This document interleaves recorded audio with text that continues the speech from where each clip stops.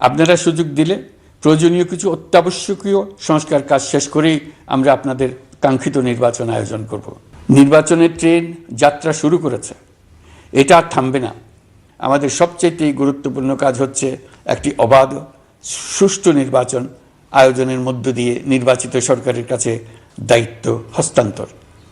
আমরা রাজনৈতিক দলগুলোর সঙ্গে আমাদের নিয়মিত যোগাযোগ অব্যাহত রেখেছি, বিভিন্ন ইস্যুতে তাদের মতামত নিয়ে যাচ্ছি। সরকারের সিদ্ধান্ত গ্রহণে এসব মতামত অনেকাংশে প্রতিফলিত হচ্ছে। চলমান সংস্কার প্রক্রিয়ায় তাদের প্রতিটি মতামত সক্রিয়ভাবে বিবেচনায় নেওয়া হচ্ছে। আমরা আশা করছি নির্ধারিত সময়ে ডিসেম্বর-জানুয়ারির মধ্যেই সংস্কার কমিশনগুলো তাদের সুপারিশমালা সরকারের কাছে পেশ করতে পারবে।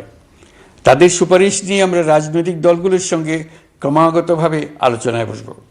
সকলের ঐক্যমত্যের ভিত্তিতেই আমরা সংস্কার প্রস্তাব চূড়ান্ত করব।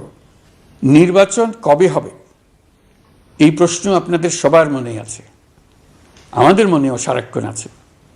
আপনারা লক্ষ্য করেছেন নির্বাচন আয়োজনের লক্ষ্যে আমরা প্রয়োজনীয় পদক্ষেপ নিতে শুরু করেছি।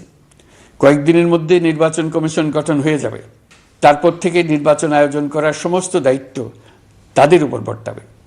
নির্বাচন কমিশন ভোটার তালিকা হালনাগাদ সহ আরও কিছু কাজ শুরু করে দিতে পারবে, যা একটা অবাধ নির্বাচনের সাথে সরাসরি সম্পৃক্ত। প্রথমবারের মতো প্রবাসী বাংলাদেশিরা পোস্টাল ব্যালটের মাধ্যমে যাতে তাদের ভোটাধিকার প্রয়োগ করতে পারে সে লক্ষ্যেও সরকার কাজ করছে।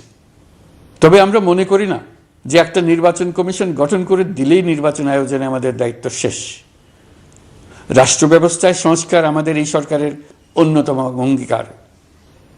আপনারাই আমাদেরকে এই ম্যান্ডেট দিয়েছেন। যেই 6টি সংস্কার কমিশন আমরা শুরুতে গঠন করেছিলাম তারা ইতিমধ্যে তাদের কার্যক্রম অনেক দূর এগিয়ে নিয়েছে। বিভিন্ন গণমাধ্যমে আপনারা তাদের কার্যক্রমের আপডেটও দেখছেন। কয়েকটি সংস্কার কমিশন ডিজিটাল প্ল্যাটফর্ম গঠন করেছে।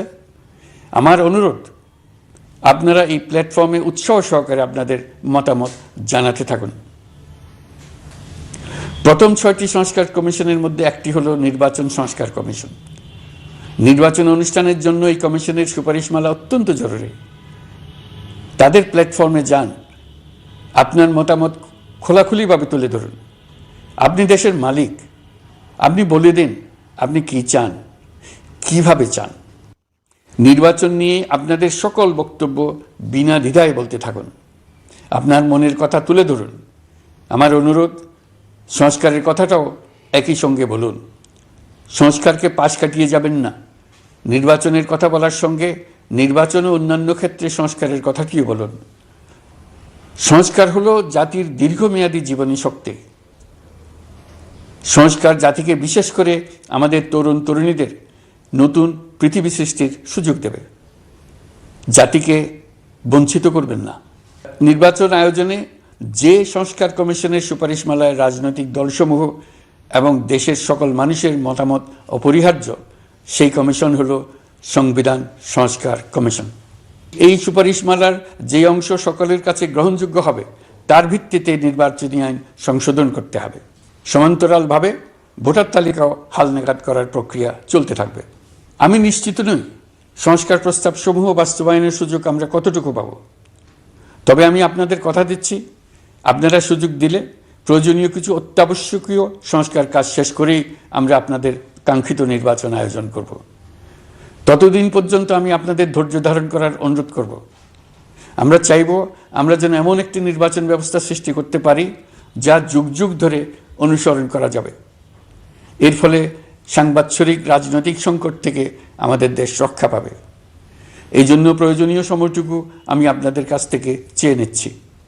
নির্বাচনী সংস্কারের সিদ্ধান্ত হয়ে গেলে খুব দ্রুত আপনারা নির্বাচনের রোডম্যাপও পেয়ে যাবেন।